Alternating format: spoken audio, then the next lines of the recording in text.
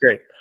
Okay, so we're gonna jump through the flipping process. We've been talking about a lot about how to do it, but what the actual process is kind of matters. So you have a formula for what's to come, expectations, some things to look out for. So start off is where do you even start? And then if this doesn't apply to you, or maybe you're a few steps ahead, don't worry about it. But we're going to recap. So first is your goal. What's your goal in it? Not only in, okay, I want to flip one property. Great. Let's get a little bit more detailed. Why do you want to flip that property? We talked about this on the Millionaire Mindset training. So really figuring out your why, but then also what's your goal financially? Are you flipping to double your money? Are you flipping to get a 20% return? Essentially, what's your goal? Lock that down. And that's going to help you when you're actually looking at properties, analyzing and going through the process. Make sure you're meeting your goal in what you're doing. So next is going to be finances. We want to make sure we have our finances in order. I'll dive deeper into these, I believe, in the presentation, but just a brief overview, you need to have reserves. You need to have starting fund. That can be cash, that can be retirement, that can be, cash savings, whatever, retirement, investment fund, a variety of different ways to have your finances in order for down payments, for carrying costs, and for ongoing costs. Sorry, one second. Let me add here. Okay. I think. All right, great. Sorry, let me get back to this. Okay. Finances, yeah. It's going to be your down payment and your reserves, your carrying costs, and your payments to pay the contractors out of pocket before you request draws. The market. Okay, so what market do you want to invest in? What part of the country? And then the team that you need to build out in order to make your whole project successful. So these are some places that we need to start, and I'll dive into them in more detail. So your finances, like I said, your starting capital and your reserves. This can be savings you just have sitting in the bank. This can be your investment savings that you borrow against or you withdraw. I would recommend potentially borrowing against if it makes sense, so you don't take the tax hit, but maybe you withdraw them into invest in real estate, or if you just have a stock account, crypto, maybe you sell your crypto, but you're going to need capital. Then credit. Actually, I'll go back to capital. Capital can also come from an investment partner, family, friend, parents, another individual who either invests in real estate or wants to, and you're going to take on the role of actively making that happen. That can also be a source of capital to start. Secondarily is your credit. You don't have to have great credit. There are ways around this, but you certainly, if you want to grow your portfolio, if you want to invest in real estate long term, you want to focus on your credit and focus on making sure it's at the right place. Typically, 680 plus is going to get you the best rates, best as far as kind of without batting an eye. Really 720, 740 plus is going to be key. Lenders will be throwing money at you. Next one is going to be your loan options. So in the flip process, it's kind of there's two loan options, two routes you could go, but it depends on the condition of the property. First, a little bit more stringent is going to be a conventional loan that you purchase the property with, and then you make updates to that. Those can usually just be cosmetic updates, maybe a roof, things like that. But the lender lending you that conventional loan will not lend on a property that is inhabitable. So that's something to consider. Secondarily is a hard money loan, which we talk a lot about. Also, the fix and flip loan. These all have the same meaning essentially. So it's going to be a hard money loan with a low down payment, the full rehab included in the loan cost, and it has higher fees, it has shorter terms, but this is usually going to be your route to go as far as loan options. Another couple routes could be a HELOC, a home equity line of credit, borrowing against your home, essentially giving yourself a hard money loan if you have enough capital stored up in equity in your home that the bank will lend you out on. A lot of investors who have plenty of equity to do a whole project will favor the HELOC route. That way they're not incurring a whole bunch of fees or needing to do draw requests or things like that. But then again, a lot of investors who are just starting out don't typically have that situation set up for them. So, but just three options. They're potentially more, whether you just do straight private money from someone you know. But those are the three main ones that I've covered before and wanted to hit. Next is going to be understanding the fees. So this is going to account into your underwriting and your analysis, is understanding the fees that are associated with whatever loan you take. If it's a conventional loan, what type of fees out of pocket are you going to need to have for closing and things like that? Hard money loans, type of application fees and document fees and origination fees. Origination fees being price you basically pay for the lender to create the loan. That's a way to think of origination fees. Then also draw fees. Anytime you request a draw for completed work, you want to make sure that you understand how much you're going to be paying on that draw. Typically, it's not free because they have to pay for an inspector. There's a wire fee, things like that. I've seen typically between $200 to $300 per draw. Next is your carrying cost. So as you're flipping a property, you need to have utilities available. You need to be able to cover your monthly payments, right? You can't just flip it for free, essentially. You need to have utilities, monthly payments, potentially set aside taxes, definitely have insurance. So understanding your carrying costs, and then we move on to the market. So finding a market and picking a market is key, to having a successful flip. Thankfully, in a lot of the markets we talk about, it's not really a worry since we've already, dove into them. I reviewed, and there's a lot of benefits to investing in the markets we talk about. But you want to make sure, if you're just starting from scratch, that your market is investor friendly. And this isn't a political thing, but usually red leaning states have more investor friendly laws. It's just kind of a fact. You can also Google search investor friendly states. That way, you're getting into a place that leans and protects you more so than potentially maybe your contractors or potential tenants and things like that. We're talking about fix and flip, but I still want to work in an investor friendly state. Another thing could be property taxes that you look at, things like that.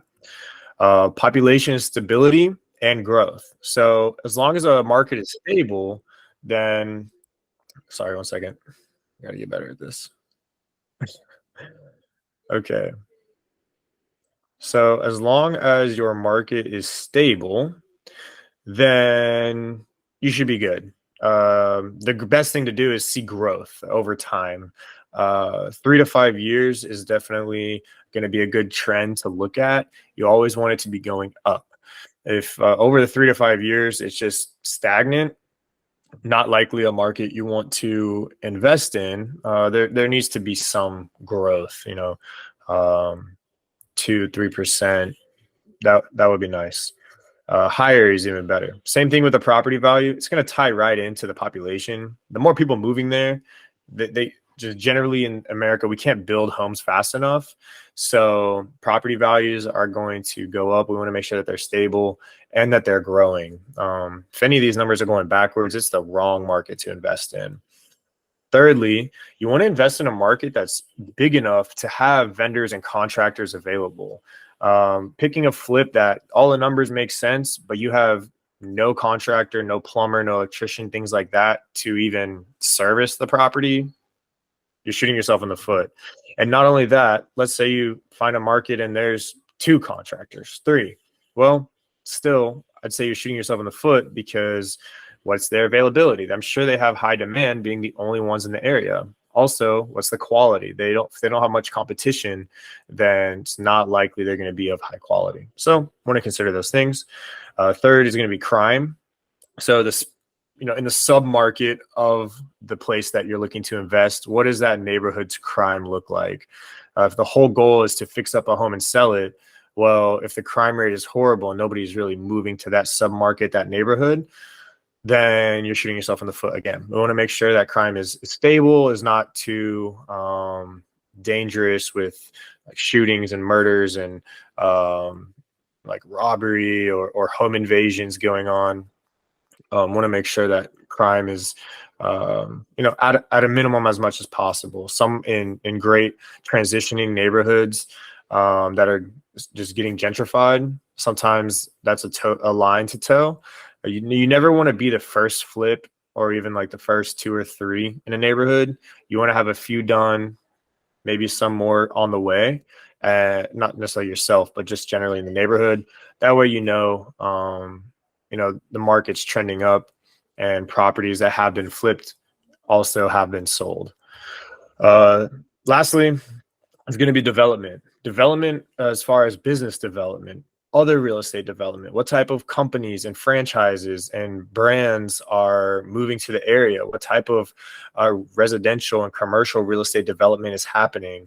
This is going to be a good key indicator. Let everybody else do the work for you. If there is a huge Amazon distribution center coming, depending on the market, but that means there's a lot of demand. They obviously choose logistical locations, but let's say there's a brand new grocery store that's being built, or a Chick-fil-A, or retail mixed use center.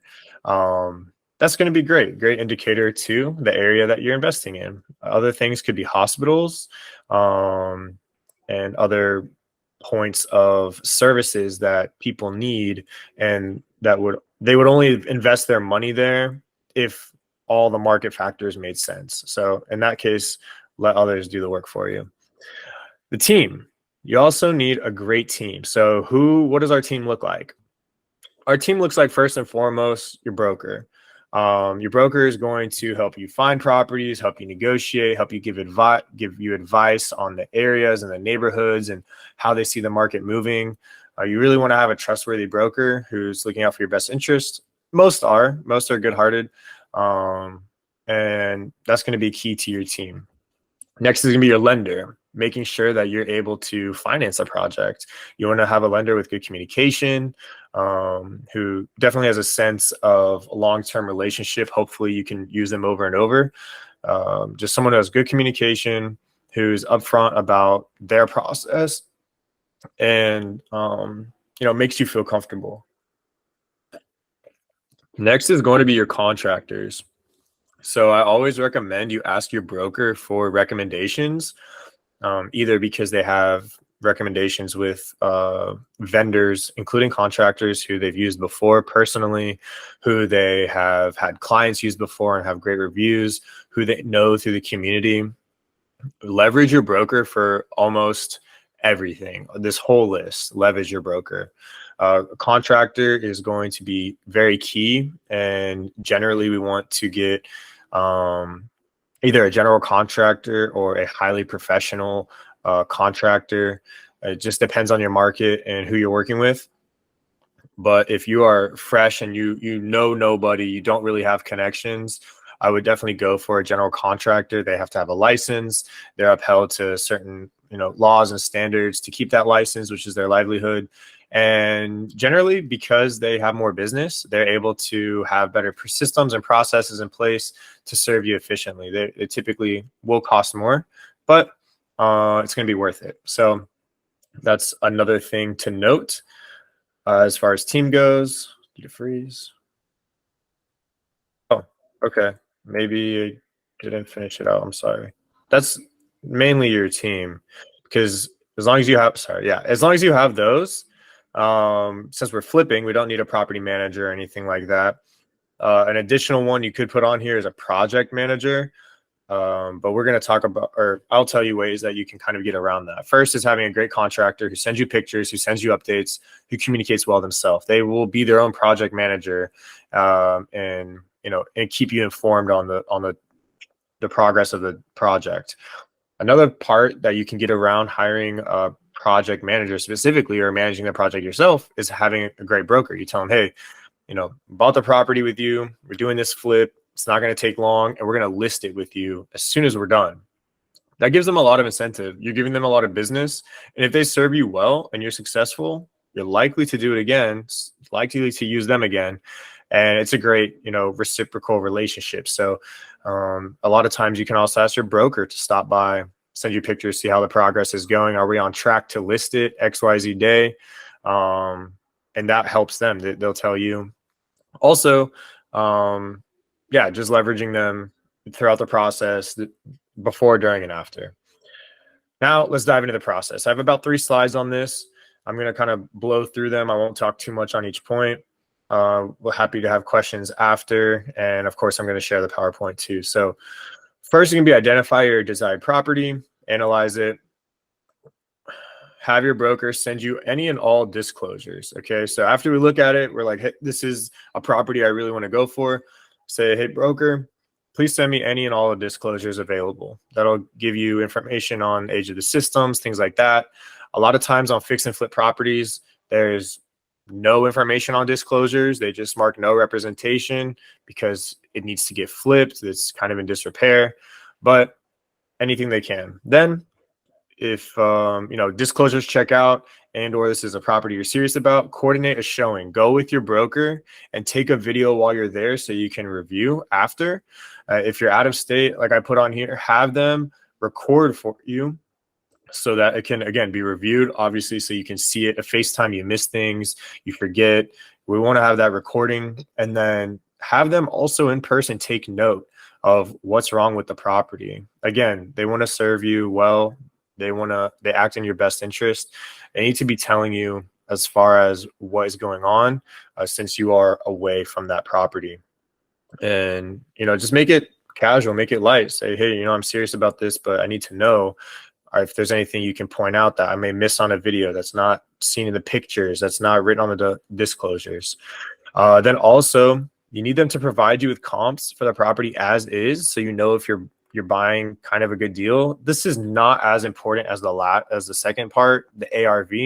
Have them give you comps for the property after you fix it up. What can it sell it for? We can work backwards off of that number, but at the same time, sometimes properties are only worth $40,000 and they're being listed at 60, and you might negotiate down to 50 thinking it's a good deal, but it was really only worth 40. So that's why I say the as is and then the ARV, and then you can make a clear decision there. The goal is to have all the information you can possibly have to make the best informed decision for your investment.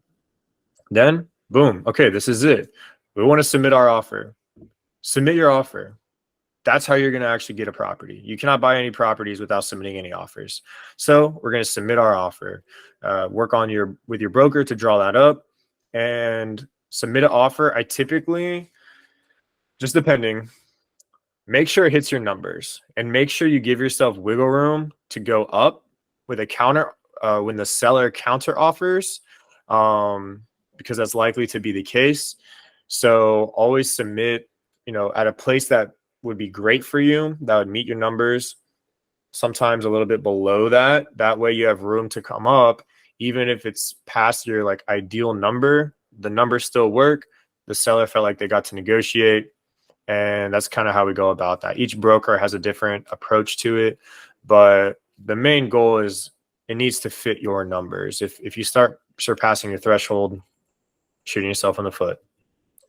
Okay, submit your offer, negotiate, and then once it's accepted, you got to hit the ground running. Sign any necessary documents. You need to tell your lender immediately, hard money lender, conventional, whoever it is. Tell them, hey, I'm under contract. We need to get moving on this. What do I need to do? You're going to need to deliver them additional documents. So if it's a hard money lender, you're going to need to provide them with the scope of work, what's to be done, and what the cost is going to be associated to it. And then also any necessary deposits. If you have a deposit for your contract, not contractor, but for the contract of the property, any inspection deposits, due diligence, earnest money, things like that. Make sure you submit those quickly and just be in touch with your broker and your lender. And we're going to jump into the next part, which is inform your lender, order inspections. Okay, so we want to get our inspections ordered as soon as possible. That way they're done the first week. We know what we're looking at, and we can decide whether or not there's any surprises that go above what we've analyzed. And if we need to adjust anything with our lender, right, that scope of work you submitted, if there's anything that needs to get adjusted. Also, if there's anything too costly, right, that would cause you to not want to do this deal anymore. Or, hey, maybe it turns out better and you have a much clearer picture. So order your inspections as soon as possible. Then schedule 2 to 3 contractors to quote the project and have them include materials too. So you're going to want to provide them with the scope of work and say, hey, I'm flipping this property. Here's the scope of work I have. Can you please quote me out and add anything that I've missed? Okay. Because sometimes you can miss something as you're building out a scope of work, especially the first time. And if you're telling them, add anything I missed, that's money to their ears. And that's not a bad thing because they're going to be covering you, right? You really utilizing your team. So maybe they're like, hey, yeah, actually you missed it. This wall, this drywall needs to get replaced. Okay. You have a conversation around like why, things like that. Okay, boom. Got it. Because when you're flipping it, you want to put out a good product. Scheduling those inspections might cost you. Some contractors, general contractors, you have to pay them a fee just to go out there to draw up a scope of work and a quote, but it'll be worth it so that you really understand based off of what you analyzed, what the reality is, how this deal is going to work out for you. I would include that in your analysis, whether it be with your closing costs, since it's, you know, prior to the closing and the doing the project, or your rehab budget, just depending on where you want to put it. But make sure it's in there as a cost. Again, reconfirm your project analysis, scope of work, and your timeline. After the contractor has seen it, if you thought, oh, this is going to take 2 months, and they're like, hey, no, actually, it's only going to take a month, readjust and reconfirm. Then schedule your contractor to begin as soon as possible after closing. Let's say, yes, the project is good. We have everything reconfirmed. We've adjusted, want to move forward with it. We are moving forward with it. Schedule your contractor that you've selected out of these 2 to 3 and say, hey, you know, when can you start? I'm closing on this day. Can you start closing on the 1st? Can you start on the 2nd? You want to get that moving as soon as possible. And also, key part here is to sign a clear contract with them detailing the scope of work, projected timeline, and the cost. That way you're both on the same page and you have a clear agreement that is a contract, right? And usually the contractors have this. This is not something you'll likely need to provide. If necessary, potentially your closing attorney your closing attorney for the property can also draft one of these contracts.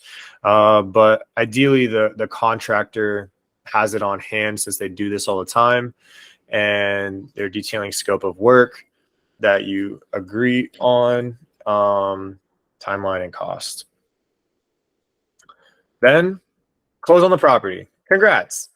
Well, time to get the job really started. Pay your contractor any deposit necessary. This is usually between 40 and 60% of the total renovation cost. And this is because they need to pay for those materials. They need to fund essentially their payroll for the time being until they work through the project and they get their payments. Some contractors want payments, you know, on not a quarterly basis, but, you know, at certain milestones throughout the project, certain timelines. Some do half up front, half when they finish. It just depends on the contractor. That's something you're going to want to ask. But as soon as you can, pay that deposit so that once you close on the property, don't pay a deposit on a property you don't own. But as soon as you close on the property, pay the deposit and get that moving. Have work begin. And then check on the project daily, every other day. It really depends on the type of work that's happening. Sometimes it can be too much to have a daily update and not too much as far as, you know, like it's too much to ask. But generally, like if there's not a whole lot of work going on, it's demo, then, you know, if it's 3 days of demo, then we just want to make sure on the third day that's completed. But I would say, yeah, check on the project daily, every other day. Most quality contractors will send you pictures, text updates, and they will be proactive about that. That's going to be part of your analysis process before you're even starting here, is to vet what their communication style is and what you can expect as far as updates goes. Yeah, they should send you pictures and or video updates, inform you of any changes that, you know, occur, any, you know, situations that come up that say, hey, you know, we opened up this wall, or we took down this shower wall, right? And it turns out this was an issue. Like, we need to keep updated there, keep you informed. It's going to be your money, your project. So next is to request the draws from your hard money lender, if that's the route you went, throughout the project when milestones are hit. Again, there's going to be a draw fee to request that draw. So we don't want to get one for every $1,000. We want to do a draw fee after $8,000 worth of work, that is detailed on your scope of work, right? The work to be done plus the cost that you've given your lender. So based off of that, we want to get chunks at a time of the draw. This will recoup your initial deposit you gave the contractor out of your own pocket. And secondarily, it'll provide you the funds to pay them, whether on those timelines you've agreed on or at the end of the project. Next, you complete the project. Awesome. Have your broker walk through it to confirm. And the reality is, as you near the end of the project, I would recommend you send your broker over there to check out how it's going, to see the progress, to see if it's staying on track, since they're prepping to list it for you. And the sooner they list it, the sooner they sell it, the sooner they make money. They're going to be on your side, wanting to push this along, wanting to look out for you, and wanting to see anything that could be of concern. Because if they're going to be representing it and putting it on the market, they're also going to have some sort of, you know, emotional investment into making sure that it's a good product, that you are satisfied as well, and you're not getting screwed. So have your broker walk through the property, like I said, prior to your contractor completing it. That way they can address anything and inform you if there's anything lacking or if there's anything that's not top quality. Then, okay, we're good to go. Project is done. Broker says, sure. You have pictures. You've walked it yourself one way or the other, and you pay the contractor the remaining of your payments. Now it's time to coordinate with your broker to list the property.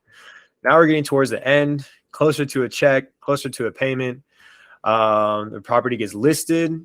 You want to request your broker to host open houses for sure the first weekend, and as many as possible. Yeah, at least the first weekend on the market, the more the better. Then you receive your offers from buyers, and you start negotiating until you're under contract. Hopefully you're not negotiating too much. You put a great product out there. Your broker has listed it well at a great price, and you start receiving lots of engagement and hopefully a few offers. Then you go under contract with your buyer as you being the seller, and go through that process again of, you know, potentially negotiating. They're going to do their inspections back and forth. Your broker will walk you through that. And then you close on your first property. Close on the property and your first flip is complete. So I know it was a long process, but congratulations, you're there. Do we have any questions?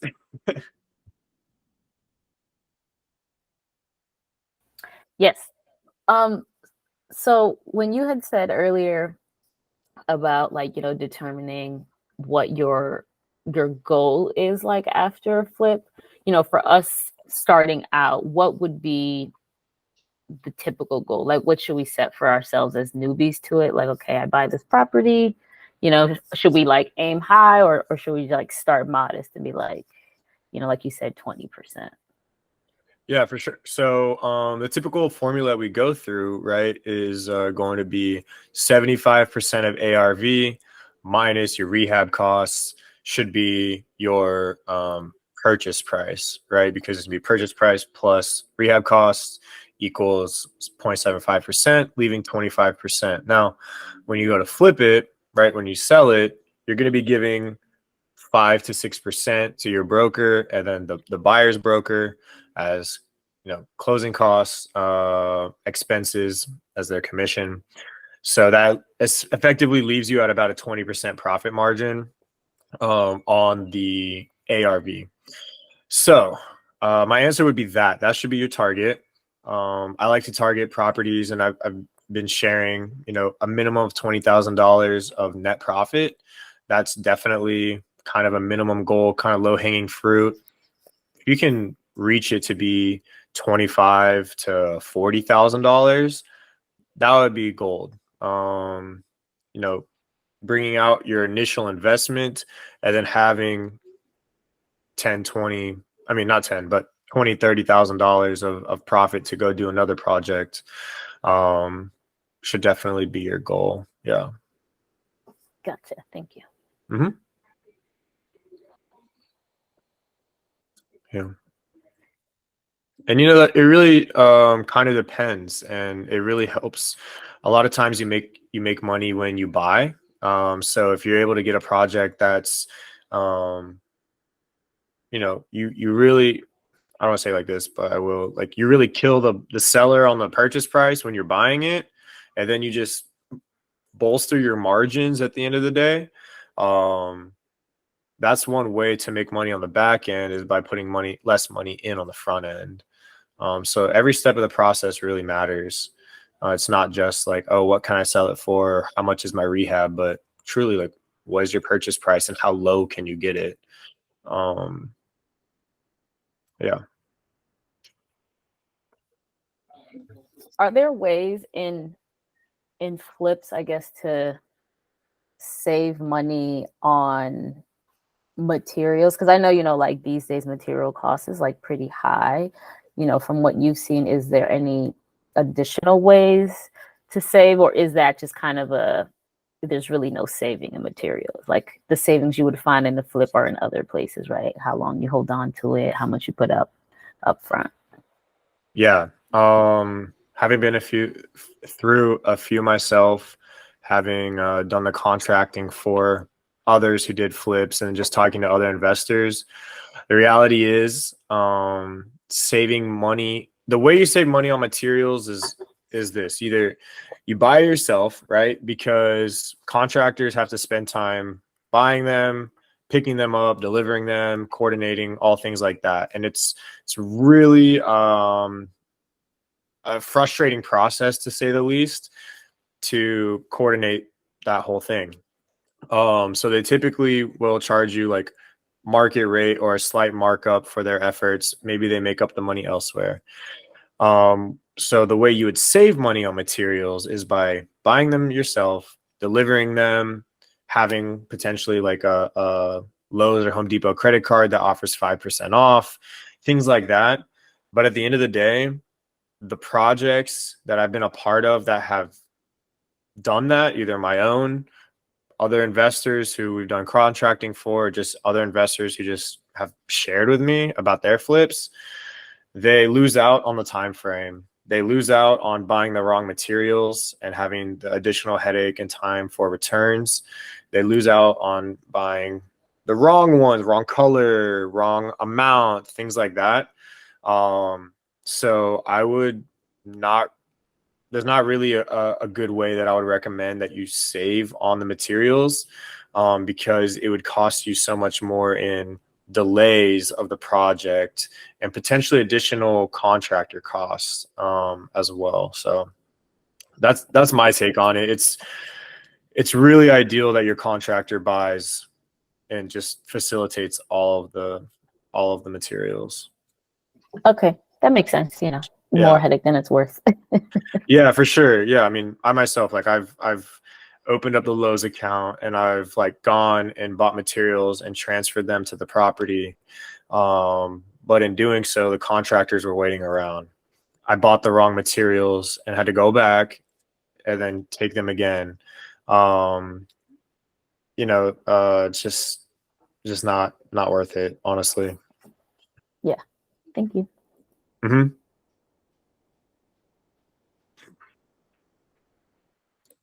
So Yeah, I think each step of the way, if you're able to really be conscious about your costs, try to get the best deal up front as possible. It's going to be your best way to maximize your profits, leveraging your team to keep track of the project, whether it be your contractor, yourself, or your broker.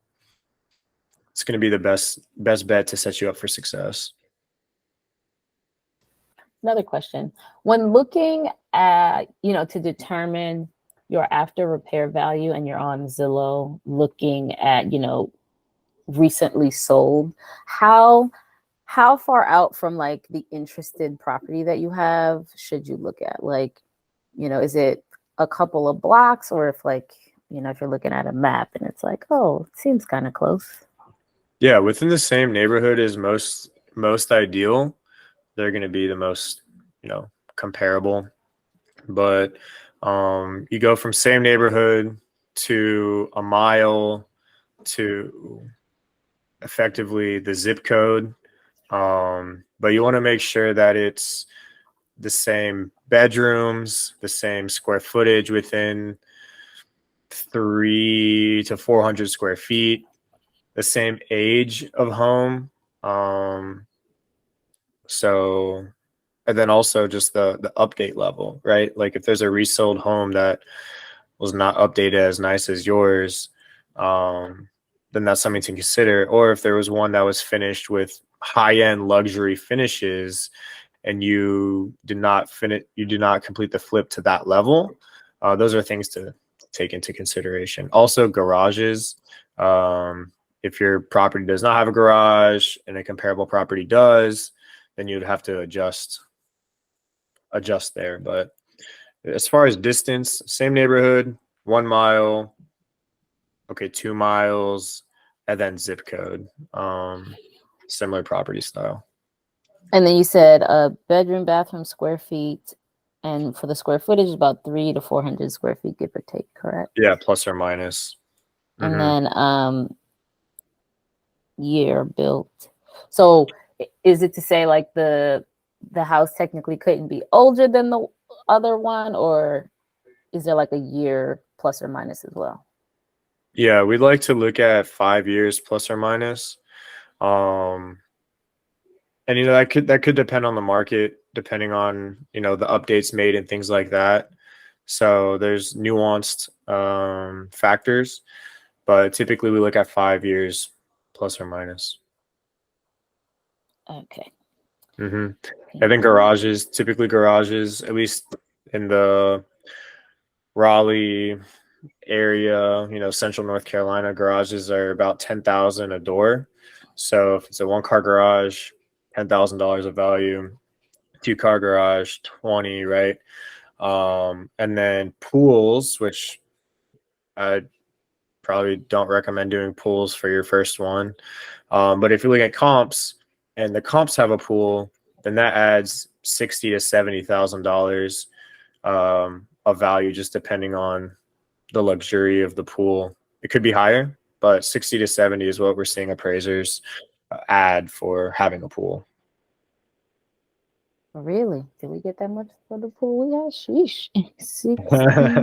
I think in-ground pools mainly. We got to update. Yeah. Okay. Thank you. But yeah, I think I'm not sure if you asked or someone else asked, or if I just shot a video on it, but in your flip, something you want to note, the top 3 things that you do not want to worry about, take on, first and foremost is foundation. There's some things that can be small that you'd be able to assess on your inspection report, but if there's clear foundation issues before you even buy it, I would not recommend. They can not, if you can fix the foundation, but then you can have adverse effects within the home, shifting sheetrock, door frames, light fixtures, all sorts of things. So it would cost a lot more than just fixing the foundation. Secondarily would be the plumbing. Before, I think 1940, or 1950, a lot of cast iron plumbing was used, and that only has a specific lifespan, where we're here now, what is that, 60-20, like 80 years later, and cast iron pipes are rotting, they're bursting, they're expensive to replace. So want to avoid major cast iron plumbing issues, as well as electrical issues. So if it is an older home with the original older, I'm meaning like pre-1960, really, electrical system, you're either going to need to factor that into your rehab or stay away from it, because you'll likely, whenever you flip a home, you have to bring it up to present day code. You can't sell something with a dated electrical system or things like that. So you want to really understand that as well, because those three things can cost a lot of money.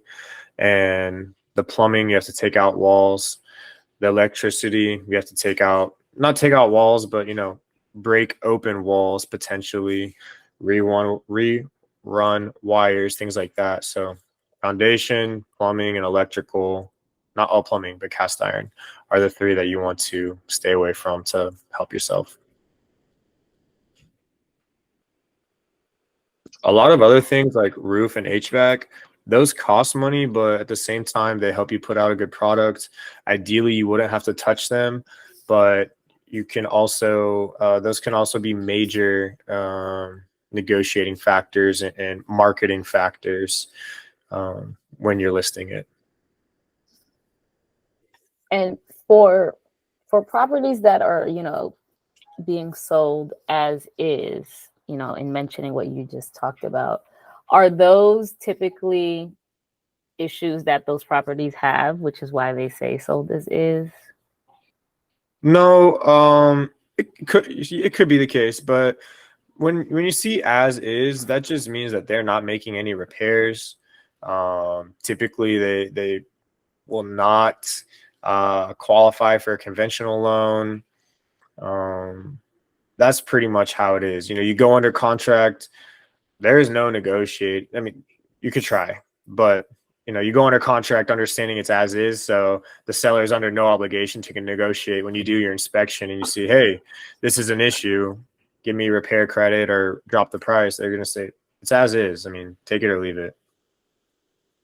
And for us, as new investors who, I guess, want to keep like potential loss of monies to a minimum, how should we think about as is properties?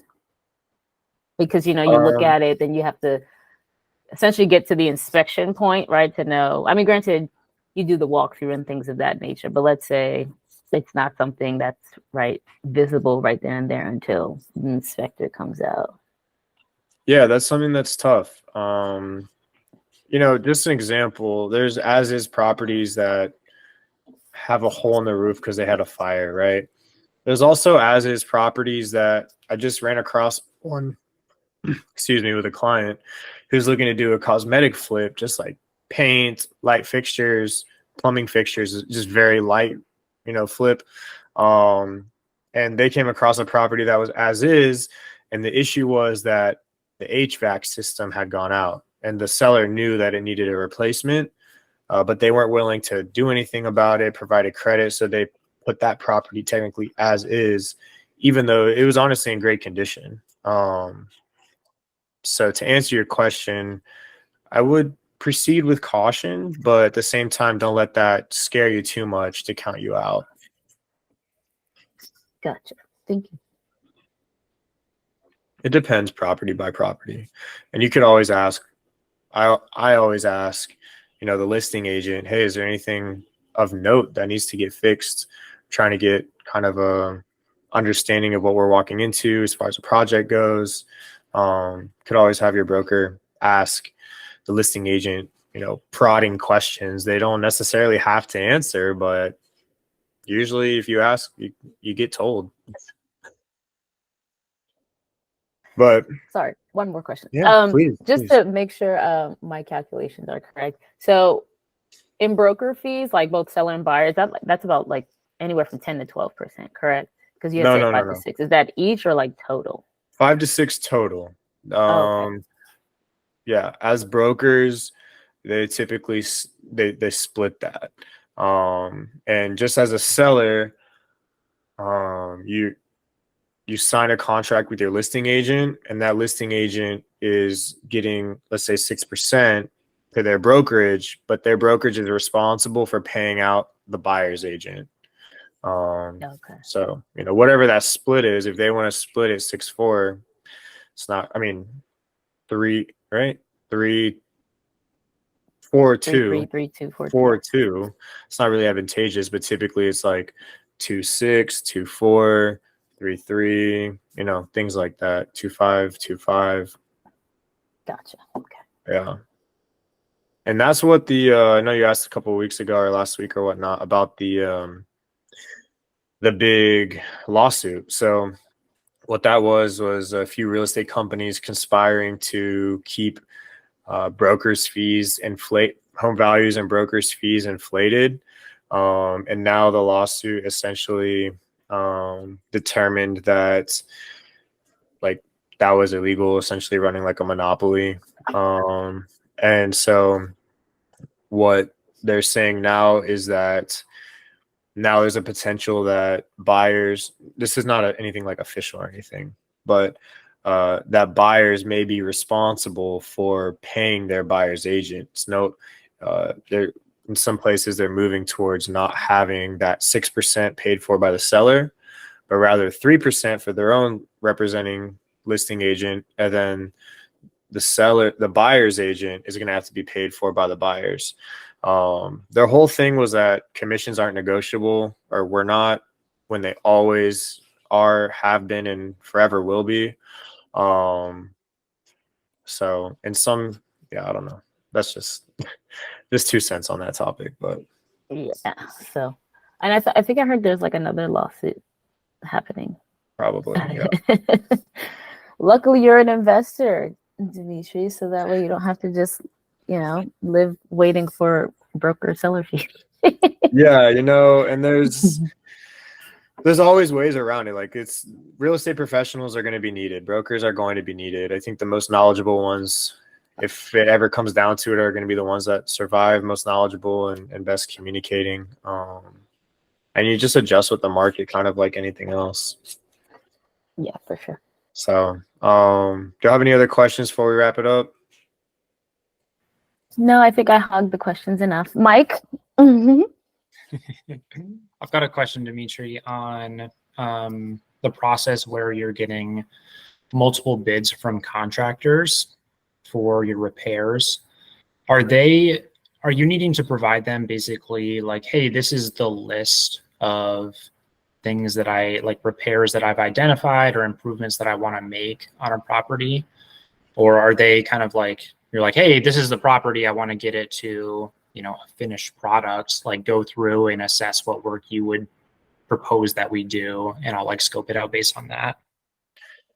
Yeah, I've seen it done both ways. I would say the most effective for yourself is to already have a scope for them and then tell them to add anything that you might have missed.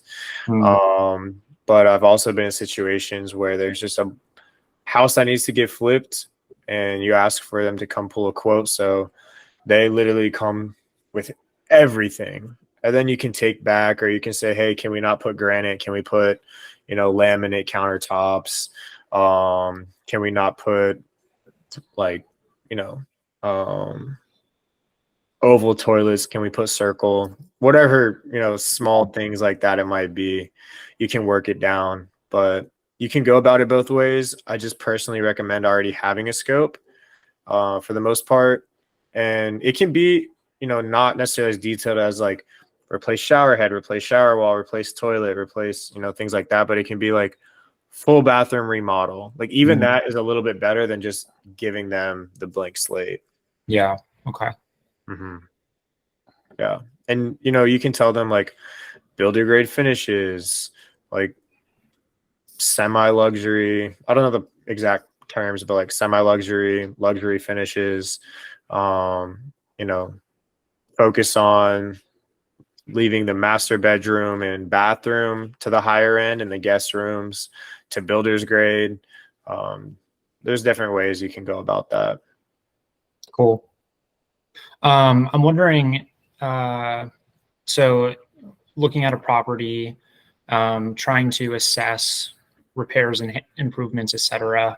Do you have like a framework, or are there like different considerations for like, hey, I know that this type of repair has, you know, this expected return on investment versus like, hey, I won't touch, or like it's not going to be worth my time to, you know, fix or replace this kind of flooring. Just throwing out examples, but you know, are those things that you're kind of thinking about and like deciding what your scope wants to be when you're taking a look at a project? Yeah, great call. So I would say the biggest ones are going to be the kitchen and the master bathroom. Those two, hands down. If you make those nicer, the people living there, the people looking to buy are going to be more enticed. It's going to be better marketed. Things like carpet in certain area bedrooms, let's say, in most areas, okay, living room, hallway, bedroom, whatever. If it's newer or in good condition and can be shampooed versus completely replaced, then you know that's a cost savings. I would typically recommend just to replace, because I haven't seen many carpeted flips in good condition. But as far as kind of like I said, with focusing on the master bathroom and making that a little bit more luxurious in the guest bathroom, where you would put your money in that sense is definitely important. As far as, you know, guest rooms go, I wouldn't invest a whole lot of money there. You know, potentially if needed, paint, light fixture, doorknobs, you know, and just whatever basic flooring is going in the rest of the house. But the kitchen, if you can make that more appealing, if you could put some stainless steel appliances, or like an oven that's stainless steel, oven, dishwasher, those two typically you need to have. Refrigerator is not required. It could be a selling point that just helps you move the house quicker as a competitive advantage. But those, and then also another important point is the curb appeal. If you have a great curb appeal, both in the front, as far as landscaping goes, just view of the house, you know, maybe exterior light fixture, some nice flower beds or mulch or something, but also the back. The backyard can really sell a lot of homes too. People can see themselves, you know, enjoying it or hosting. Landscaping is something that's often overlooked and can provide like great value in a flip. Sure. Cool. Awesome. Thanks, dude. Yeah. And like the mailbox. So just some different things that really help. Power washing the driveway or the sidewalk, the pathway to the front door, things like that. Yeah. Cool. Little touches here and there. But you guys, it's 9. Thank you for joining me tonight. I really appreciate it. I hope this helped really break down the process, answer some more questions. If you have any more, please send them my way. As soon as this is, you guys joined, I know, but if you want to go back and review, I'll send the PowerPoint. As soon as this is, you know, sent to me by Google, I'll upload it as well, send it to the group. But hope you have a good night. Hope you have a good rest of your week.